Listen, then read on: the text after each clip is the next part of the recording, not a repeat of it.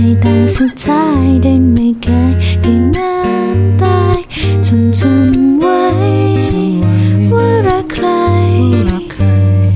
อย่าทำให้ใจต้องเจ็บและโปรดจงจำไว้ทำไมถึงเสียใจเพราะเราทำตัวเราเองรักก็คือรั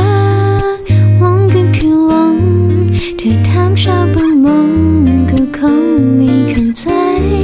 เพราะฉันนั้นเป็นวันที่เกิดตื่นน้ำตายใจสลายแหลกลงไป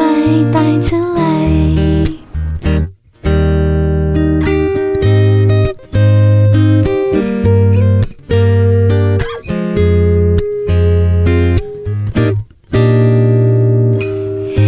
ฉันไม่เคยเรียนรู้มาก่อนแม้บางงอนจะทำร้ายจนอกตรมดวงใจของฉันสั่งแสนระบมด้วยพิษร้ายที่ทำลายเธอปากเธอปากบอกว่ารักใจบอกว่าแค่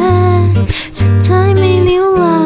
ปล่อยฉันเกิดตื่นตายและฉันคงต้องยอมปล่อยตัวเธอคืนน้ำลายกับคำร้ายที่กล่าวไว้ว่า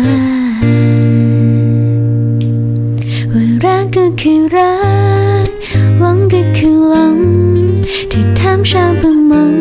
ก็คงไม่เข้าใจเพราะฉันนั้นเป็นวันที่เกิดตื่นน้ำตายใจสลายหลากลงไปใต้ทะเลเพราะรักก็คือรักหลงก็คือหลง